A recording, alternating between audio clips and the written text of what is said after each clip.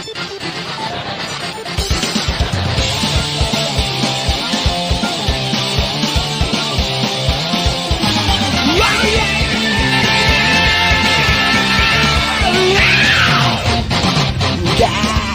what's going on everybody, it's me Sotriku back with another video today full of you, and today I am bringing to you a very important discussion video about Dragon Ball Sparking Zero. For those who haven't been keeping up with Dragon Ball Sparking Zero news, you're in luck, because in this video we'll be covering basics of gameplay, even gameplay mechanics, to even characters and potential DLC, and I also have a consumer's purchase guide for anybody who wants to figure out what is the best price, what is the best option for their wallet when it comes to buying this game. So strap in, because this will be a long one.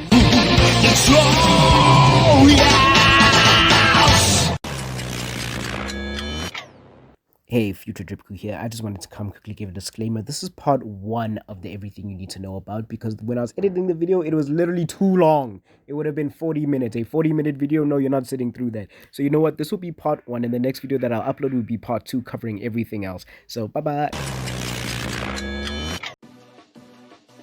Currently, as of right now of this recording, which is on September 11th, Sparking Zero can be pre-ordered with 3 different editions, separating it and being priced differently. The standard edition, which is 1,499 South African rands, or $69.99 US. The deluxe edition, which is 2,099 South African rand, or $99.99 US.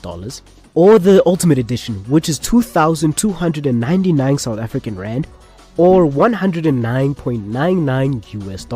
Right off the bat, let's get this out the way. If you pre-order the game right now, if you were to go onto your PlayStation, your Xbox, your PC, and go into their respective stores and pre-order the game right now, you will get a pre-order bonus which includes 7 already unlocked characters, which are Gogeta and Broly from the DBS movie, which includes Gogeta's base form, Super Saiyan and Super Saiyan Blue form, and also Broly's base form or Ikari state, Super Saiyan and full power Super Saiyan form, and also a mystery character that we currently do not know as of yet who it is, but we will know before the launch of the game, because Jun Furutani, the producer of the game, said all characters will be revealed before the launch of the game.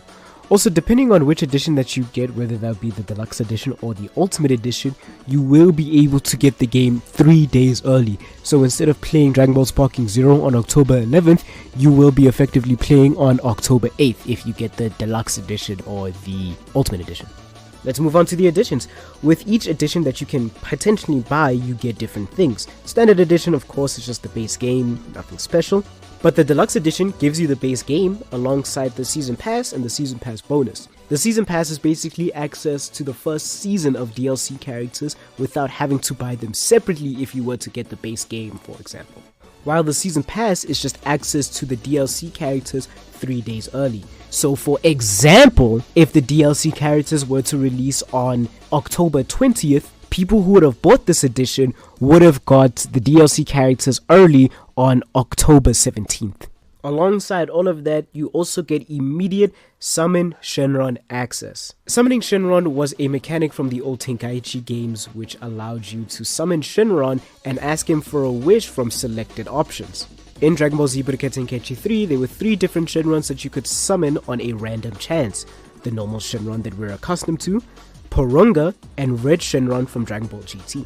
In the previous old Tenkaichi games, when you summon Shenron and which Shenron you get different options to summon for. For example, when you summon normal Shenron, you get the option to either get 10,000 Zeni, an unlockable character in Future Gohan, and 2 other stages that you can also unlock through the Summon Shenron wish.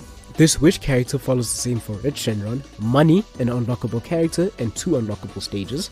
While for Porunga, instead of unlockable characters, unlockable stages, Porunga gives you money, and he also gives you unlockable items that you can't purchase from the item shop. Including those customization items for your character, Porunga allows you to make 3 wishes, while as normal Shenron and Red Shenron only allow you to make 1. You can also find something very similar in Dragon Ball Xenoverse 2 if you were to gather all the Dragon Balls and head to the Dragon Ball pedestal.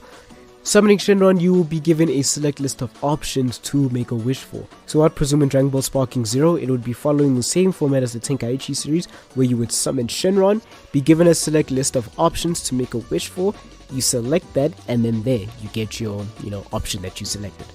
And the Ultimate Edition gives you everything that we discussed before in the Deluxe Edition, and additional bonuses such as a costume for Dragon Ball Super Goku, which includes his power pole, 2 online player card items, and an item that increases character's fighting ability, and also a Super Shenron summon unlike the normal Shenron summon that you get in the deluxe edition. As for the costume for Dragon Ball Super Goku, it was stated before in a previous interview that the power pole will change Goku's moveset. This is big news, and this could potentially be huge for the way they design characters in the future. We're just gonna have to wait and see about it. The 2 player card items are just backgrounds for your online profile for when you play online on Dragon Ball Sparking Zero. Not much there. The item that increases your character's fighting ability could be very similar to the Potara item system that we saw in Dragon Ball Z Budokai Tenkaichi 3, where you could go into the customization, go to any one of your characters that you like playing with, and then go ahead and choose any Potara or item that you wish to choose from that gives buffs to that certain character that you picked, such as damage buffs, speed buffs, or even mashing buffs. Because in the game, when you get into beam clashes or fist clashes, there was an item that could help you assist into increasing your score so you could get a higher score than your opponent. I presume that this item that you will get will be a very powerful item that will be equipped to any character of your choosing, just like how the Potara system worked back in Tenkaichi 3. And the Super Shenron summon, which will be exactly the same as the normal Shenron summon that you get in the deluxe edition. But more importantly, this confirms that there will be different options and different Shenrons when you go and summon your Shenron or gather the Dragon Balls and go summon Shenron. So we may see Porunga and Red Shenron make a return in this case for summoning Shenron. And finally, the Premium Collector's Edition. This will run you roughly about 4,166 South African rands or 200 USD. Yeah, that's a steep price. So what do you get in this edition for those prices? Well, number one, you get everything aforementioned before in this list, besides the 3-day early access. Understandably why, because in this edition, you do get a physical copy of the game, which is always nice, always so great to have a physical copy of any game that you're purchasing. So that is why you don't get 3 days early access, because the physical game is shipped to you. You also get a steel cover book for your Dragon Ball Sparking Zero physical copy of the game, so you don't have to put it in the normal, casing that it comes with. You can use your steel book instead, put your disc inside that steel book, and then boom, you have a nice looking stylish game case cover for your Dragon Ball Sparking Zero physical copy game. You as well get official Dragon Ball trading card games, trading cards, 3 playable cards, and 1 energy marker card.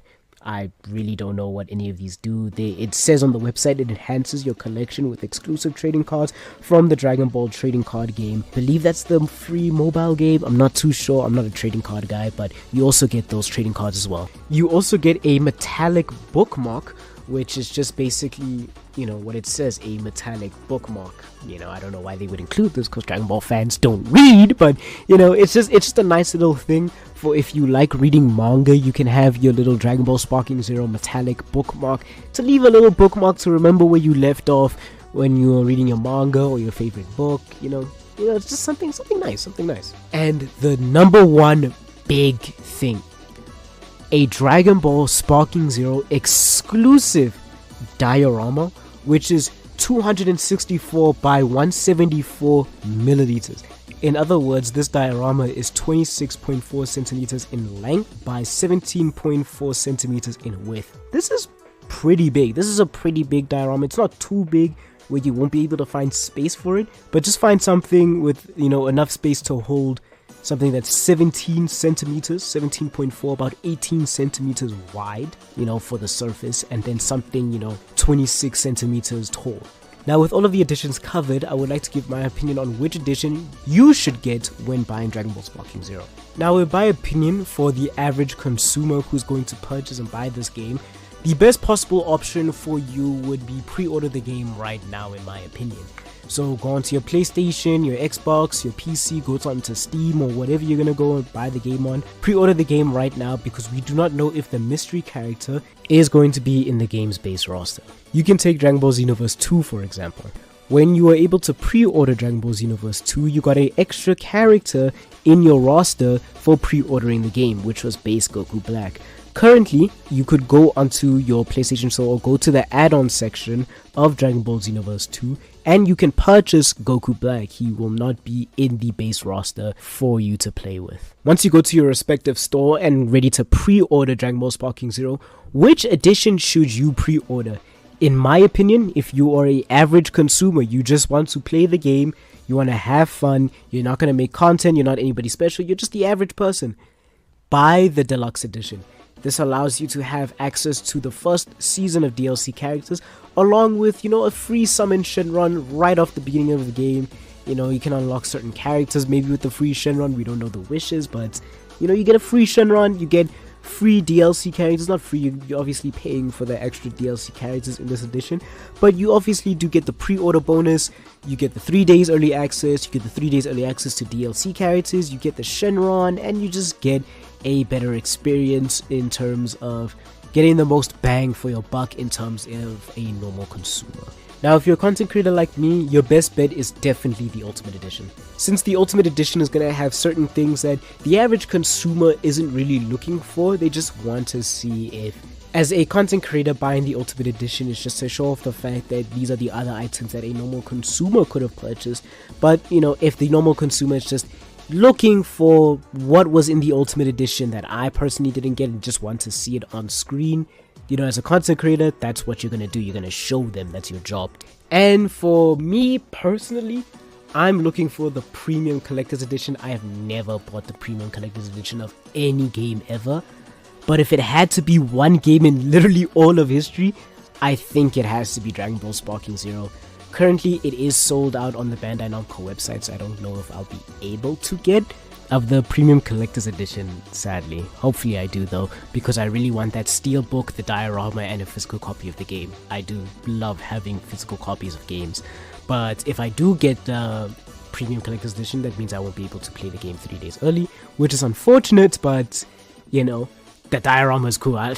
I'll take having to wait an extra 3 days to get my, steelbook and my physical copy and everything else. There are 164 confirmed characters in the base roster of Sparking Zero. 3 more characters, of which Dragon Ball Z Budokai Tenkaichi 3 had. Transformations are different characters. I repeat, transformations are different characters. I see so many people get confused about this and think Sparking Zero is gonna have 164 individual characters. No, that is not the case. Dragon Ball Sparking Zero will have 164 characters including transformations. This is how the Tenkaichi series has always referred to characters. For example, Base Goku and Super Saiyan Goku have always been regarded as different characters, even if you were to transform with them, solely because of the fact, solely because of the fact that once you transform from Base to Super Saiyan, Goku's combo routes change and also his super attacks and his ultimates change, effectively making him a new character.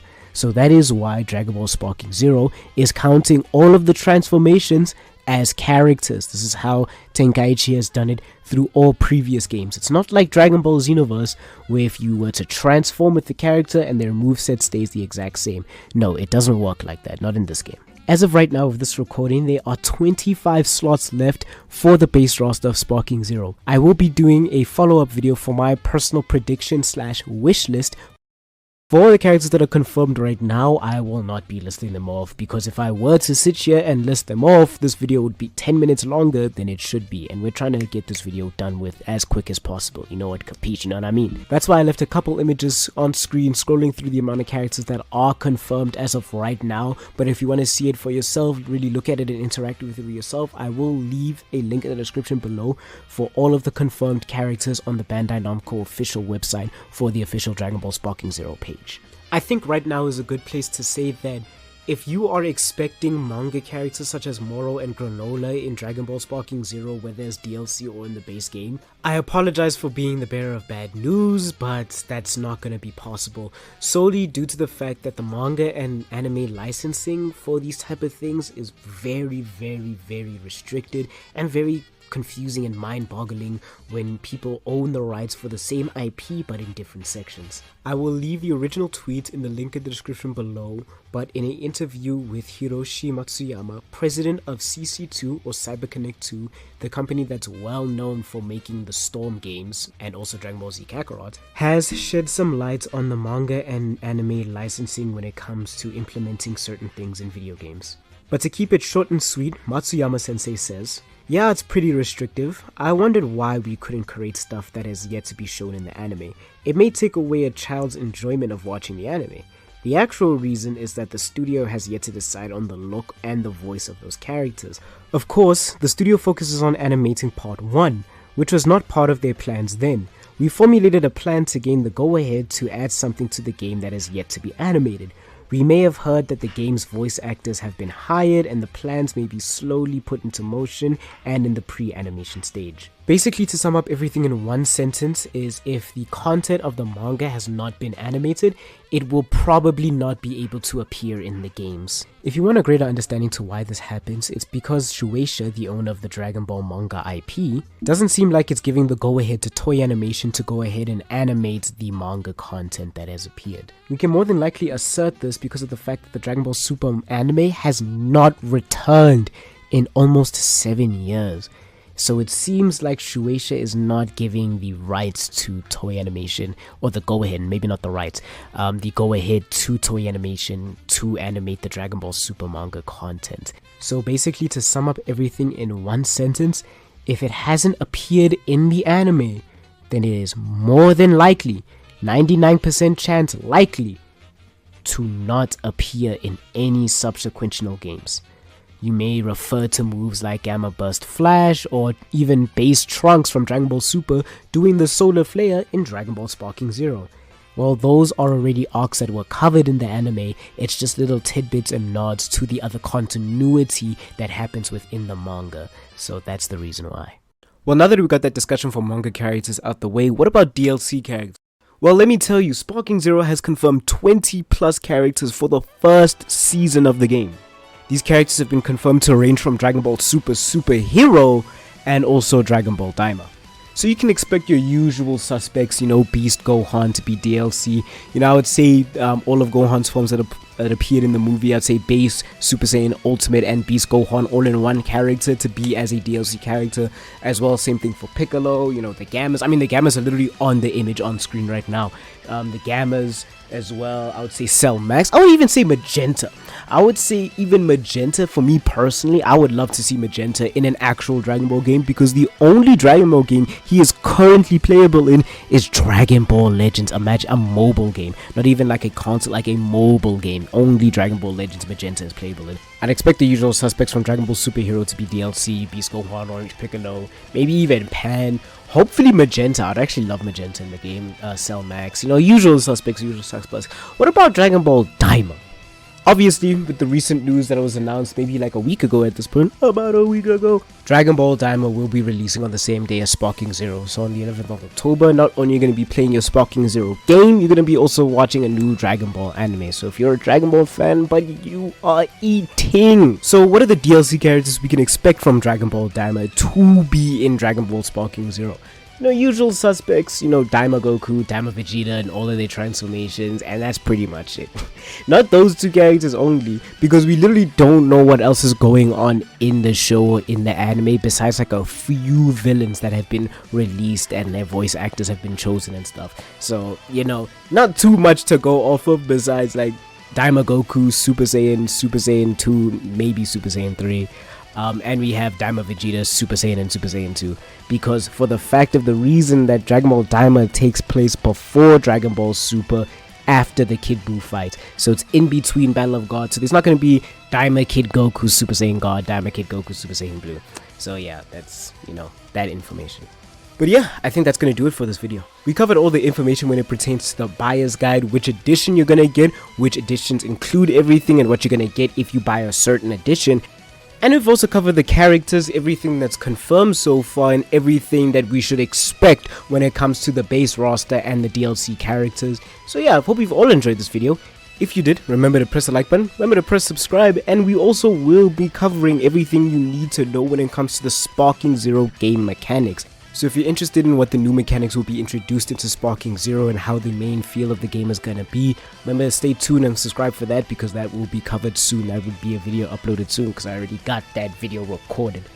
Thank you all for watching. Hope you have a good rest of your day, evening or night, or BDZang, watch your Sipsilos, and Alonzi.